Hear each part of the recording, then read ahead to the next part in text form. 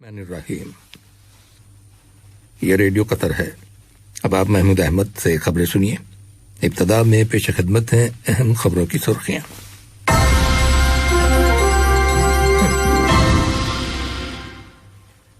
صاحب اسم امیر نے سعودی عرب کے فرمانروا خادم الحرمین کو تعزیت کا برقی پیغام اور عراق کے صدر کو تحریری پیغام ارسال کیا ہے۔ وزارت صحت نے اعلان کیا ہے کہ ملک کے اندر کرونا وائرس کے مزید 377 مریض صحتیاب ہو گئے ہیں، جس کے بعد شفا پانے والے افراد کی مجموعی تعداد اب 1,61,500 ہو گئی ہے۔ اسرائیلی فضائیہ کے جنگی ہوائی جہازوں نے آج طلوع آفتاب کے وقت غزہ کی پٹی میں اسلامی تحریک حماس کے ٹھکانوں پر بمباری کی۔ مشرق وسطی کے لیے یورپی یونین، روس، امریکہ اور اقوام متحدہ کے مندوبوں کے درمیان ورچوئل میٹنگ ہوئی ہے، جس میں فلسطین کے مسئلے کے 2 ریاستی حل کے لیے پھر سے مذاکرات شروع کرنے کے بارے میں غور و خوض کیا گیا۔ یہ تھیں اہم خبروں کی سرخیاں، اور اب سے چند لمحوں بعد تفصیل سے خبریں نشر کی جائیں گی۔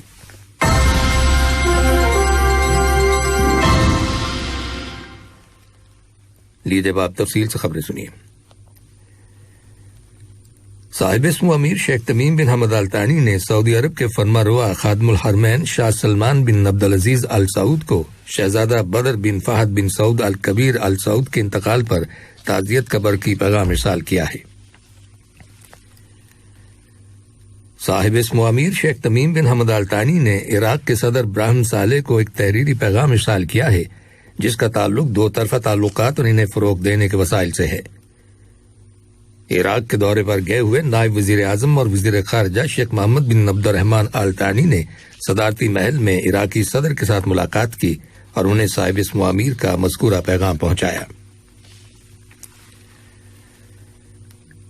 وزیر اعظم و وزیر داخلہ شیخ خالد بن خلیفہ بن عبدالعزیز آل ثانی نے سعودی عرب کے وزیر داخلہ شہزادہ عبدالعزیز بن سعود بن نائف بن عبدالعزیز آل سعود کو ایک تحریری پیغام ارسال کیا ہے، جس کا تعلق 2 طرفہ تعلقات اور انہیں فروغ دینے کے وسائل سے ہے۔ سعودی عرب میں قطر کے سفارت خانے کے ناظم الامور حسن بن منصور الخاطر نے سعودی عرب کی وزارت خارجہ کے پروٹوکول کے معاملات کے انڈر سیکرٹری مشاری بن ناہید کے ساتھ ملاقات کی اور انہیں مذکورہ پیغام پہنچایا۔ وزیر اعظم و وزیر داخلہ شیخ خالد بن خلیفہ بن عبدالعزیز آل ثانی کی سرپرستی میں وزیر بلدیاتی امور اور ماحولیات عبداللہ بن عبدالعزیز بن ترکی السبعی نے قطر انٹرنیشنل زرعی نمائش ایگریٹیک اور قطر انٹرنیشنل ماحولیاتی نمائش انوائرنمنٹل ٹیک کا افتتاح کیا ہے۔ یہ دونوں نمائشیں 4 روز تک جاری رہیں گی۔ دوحہ کے ایگزیبیشن اور کنونشن سینٹر میں ان نمائشوں کی افتتاحی تقریب میں اپنے خیالات کا اظہار کرتے ہوئے وزیر بلدیاتی امور اور ماحولیات نے کہا کہ یہ نمائشیں موجودہ غیر معمولی حالات میں منعقد کی گئی ہیں، تاہم ماحولیات اور زراعت کے شعبوں کے حوالے سے انہیں بڑی پذیرائی حاصل ہو رہی ہے، اور دنیا کے مختلف ممالک کے ماحولیات اور زراعت کے شعبوں سے منسلک ماہرین اس میں حصہ لے رہے ہیں۔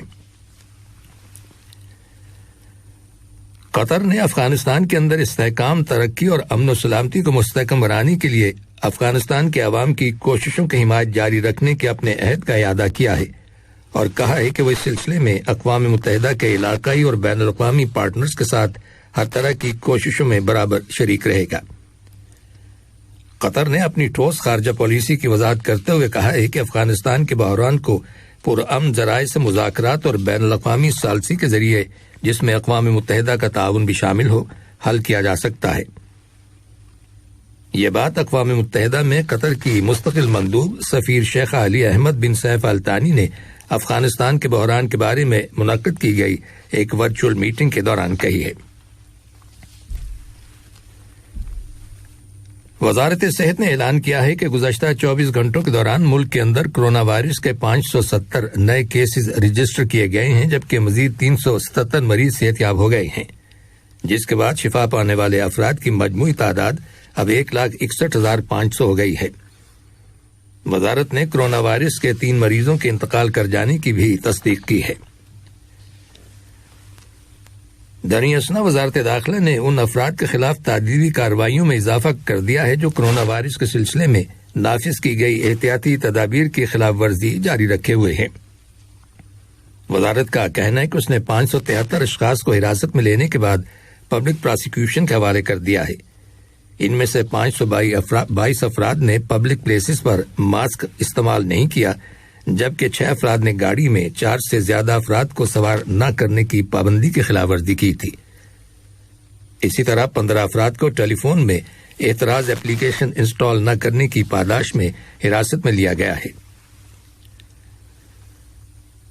وزارت صحت اس وقت ملک کے اندر مختلف اہم پروجیکٹس پر کام جاری رکھے ہوئے ہے، جن کا مقصد قطر میں ہیلتھ سروسز کو امپروو کرنا اور انہیں بین الاقوامی سٹینڈرڈز کے مطابق مزید بہتر بنانا ہے۔ یہ بات وزیر صحت ڈاکٹر حنان محمد الکواری نے مسامیر میں نیشنل ہیلتھ لیبارٹری پروجیکٹ کے دورے کے دوران کہی۔ یہ پروجیکٹ اگلے سال کی پہلی سہ ماہی میں مکمل ہو جائے گا۔ وزیر صحت کا کہنا ہے کہ قطر کے ہیلتھ سسٹم میں لیبارٹری سروسز کو اولین اہمیت حاصل ہے۔ انہوں نے کہا کہ وزارت صحت دیگر لیبارٹریز اور ریسرچ سروسز کو بھی مزید بہتر بنا رہی ہے۔ یہ خبریں ریڈیو قطر سے نشر کی جا رہی ہیں۔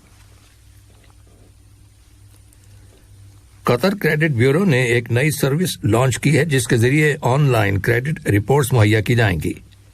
اس سروس کا مقصد مالیاتی نظام کے بارے میں ایکوریٹ اور کمپریہنسو کریڈٹ انفارمیشن فراہم کرنے کے علاوہ مزید ڈیٹا بھی فراہم کرنا ہے جو مقامی معیشت کے فروغ اور ملک کے اندر چھوٹے اور درمیانے درجے کی صنعتوں اور کاروبار کے حوالے سے مفید ثابت ہو سکے۔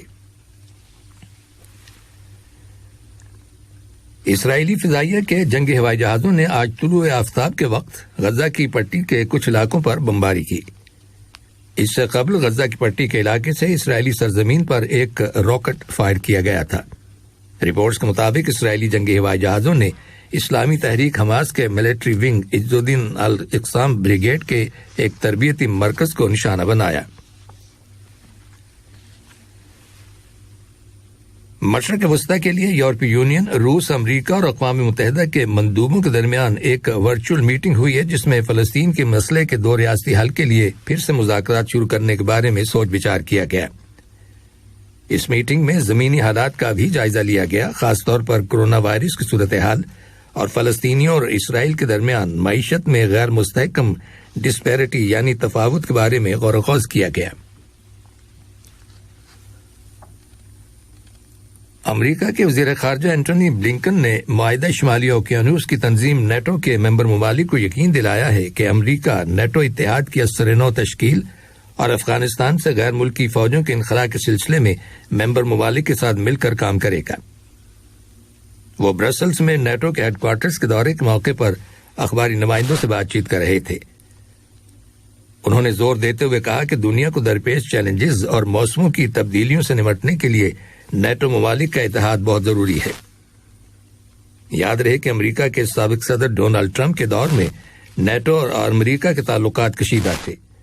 ٹرمپ کا دعویٰ تھا کہ نیٹو اتحاد کی افادیت باقی نہیں رہی۔ دنیا کے بڑے کارگو کنٹینر شپس میں سے ایک شپ آج مصر کی نہر سویز میں ایک جانب مڑ جانے سے نہر میں بحری جہازوں کی آمد و رفت بلاک ہو جانے کی خبر ملی ہے، جس کی وجہ سے گلوبل شپنگ سسٹم میں رکاوٹ پیدا ہو جانے کا خطرہ لاحق ہو گیا ہے۔ یہ کنٹینر شپ ایشیا اور یورپ کے درمیان تجارتی سامان لے کر جاتا ہے۔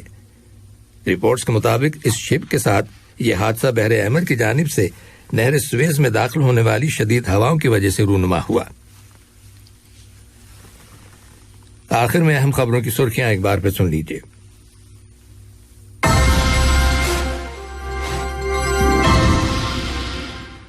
صاحب اسم امیر نے سعودی عرب کے فرمانروا خادم الحرمین کو تعزیت کا برقی پیغام اور عراق کے صدر کو تحریری پیغام ارسال کیا ہے۔ وزارت صحت نے اعلان کیا ہے کہ ملک کے اندر کورونا وائرس کے مزید 377 مریض صحت یاب ہو گئے ہیں، جس کے بعد شفا پانے والے افراد کی مجموعی تعداد اب 1,61,500 ہو گئی ہے۔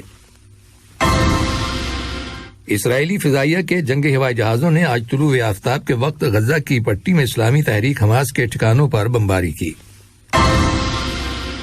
اور مشرق وسطی کے لیے یورپی یونین، روس، امریکہ اور اقوام متحدہ کے مندوبوں کے درمیان ورچوئل میٹنگ ہوئی ہے جس میں فلسطین کے مسئلے کے 2 ریاستی حل کے لیے پھر سے مذاکرات شروع کرنے کے بارے میں غور و خوض کیا گیا۔ ریڈیو قطر سے